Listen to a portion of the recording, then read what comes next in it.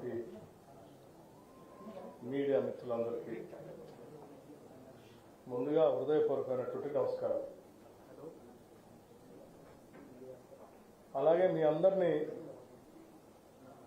తెలంగాణలో కాంగ్రెస్ పార్టీ ప్రభుత్వాన్ని ఏర్పాటు చేసిన తర్వాత మొట్టమొదటిసారిగా రాష్ట్ర ముఖ్యమంత్రి శ్రీ రేవంత్ రెడ్డి గారు నేను కలిసి మీ అందరినీ కలవటం మాట్లాడటం కూడా చాలా సంతోషంగా ఉంది. అలాగే మీ అందరికీ తెలిసిందే, తెలంగాణ రాష్ట్రంలో కాంగ్రెస్ పార్టీ అధికారంలోకి వచ్చిన తర్వాత ప్రభుత్వ పరంగా రాష్ట్ర ప్రయోజనాల దృష్ట్యా ప్రజాస్వామ్య స్ఫూర్తితో అలాగే ఫెడరల్ స్ఫూర్తితో తెలంగాణ రాష్ట్ర ప్రయోజనాలను కాపాడటం కోసం మొట్టమొదటిసారి ఈ దేశ ప్రధాని శ్రీ నరేంద్ర మోడీ గారిని ఈరోజు సాయంత్రం శ్రీ రేవంత్ రెడ్డి గారు ముఖ్యమంత్రిగా ఉప ముఖ్యమంత్రిగా నేను కలిసి వారిని ప్రత్యేకంగా కలవటం జరిగింది, మర్యాదపూర్వకంగా. అందులో భాగంగా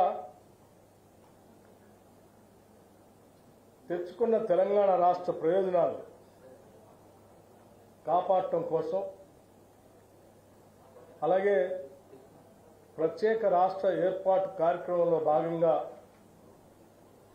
తెలంగాణ రాష్ట్ర ప్రయోజనాలని హక్కుల్ని కాపాడుతూ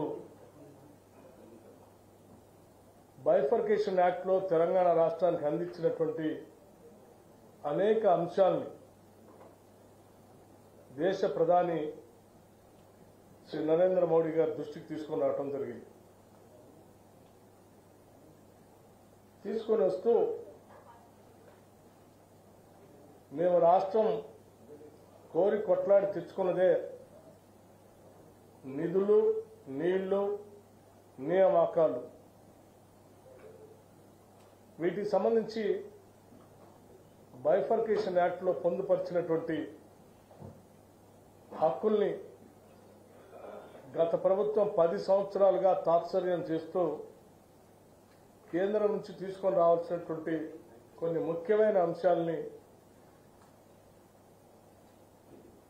తీసుకొని రాలేకపోయింది. దయచేసి మేము మిమ్మల్ని కలుస్తూ ఆ అంశాలన్నింటినీ త్వరితగతిన తెలంగాణ రాష్ట్రానికి అందించవలసిందిగా వారికి విజ్ఞప్తి చేయడం జరిగింది. అందులో భాగంగా ప్రధానంగా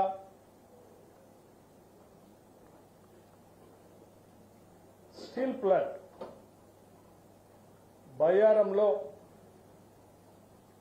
ఉక్కు కర్మాగారానికి సంబంధించినటువంటి స్టీల్ ప్లాంట్ని, అట్లాగే కాజీపేటలో railway coach factory,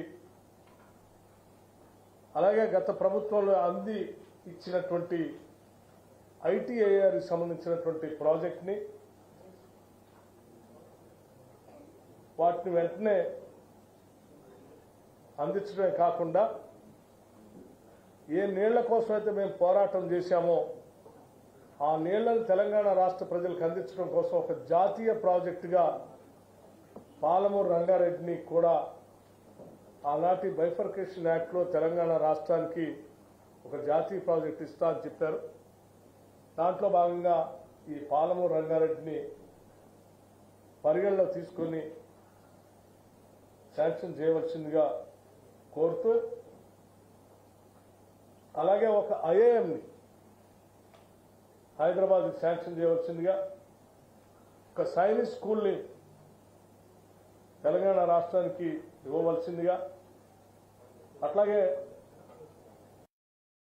national highway authorities సంబంధించి ఒక 14 ప్రపోజల్స్ అప్గ్రేడేషన్ కోసం మీ దగ్గర ఉన్నాయి. వాటిని పరిగణలో తీసుకొని వెంటనే శాంక్షన్ చేయవలసిందిగా, అలాగే రీఆర్గనైజేషన్ యాక్ట్ ప్రకారం బ్యాక్వర్డ్ ఏరియాస్కి సంబంధించినటువంటి డెవలప్మెంట్ సంబంధించిన ఫండ్స్ గత కొన్ని సంవత్సరాలుగా పెండింగ్ ఉన్నాయి. ఇక్కడ నుంచి ఆ గ్రాంట్స్ కూడా వెంటనే రిలీజ్ చేపించి సంబంధిత ఆర్థిక శాఖ మంత్రి గారితో మీరు ఆదేశాలు ఇవ్వాల్సిందిగా కూడా వారిని విజ్ఞప్తి చేయడం జరిగింది. అందులో భాగంగానే 2019, 20, 2021, 22, 2022, 23,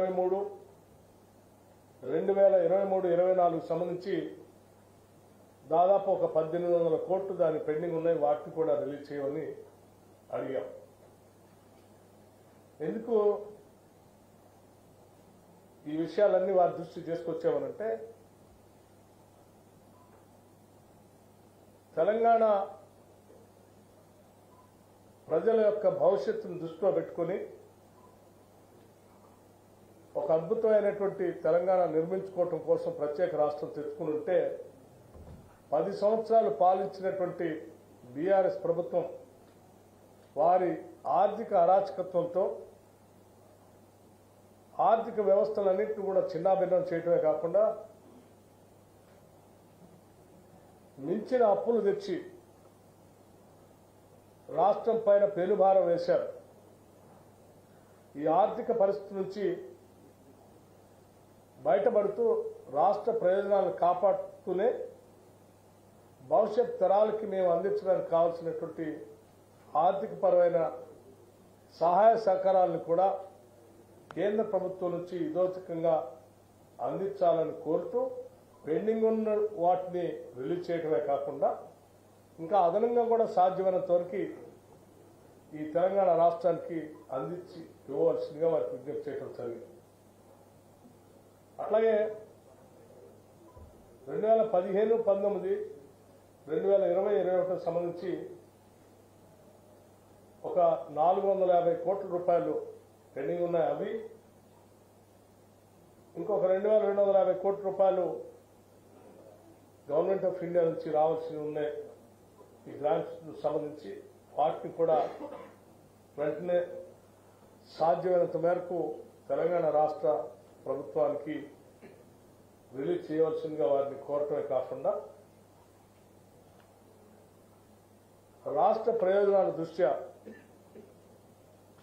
కేంద్ర ప్రభుత్వం నుంచి రావాల్సిన ఇతోచిక సహాయ సహకారాలు రాష్ట్ర అభివృద్ధి కోసం, ఆర్థికంగా నిలదొక్కుకోవటం కోసం, ఇరిగేషన్ ప్రాజెక్టులు పూర్తి చేసుకోవటం కోసం, విద్యా వైద్య రంగాలను బలోపేతం చేసుకోవటం కోసం కేంద్ర స్థాయి నుంచి అందించాల్సిన సహాయ సహకారాలు అన్నింటినీ కూడా అందించవలసిందిగా వారికి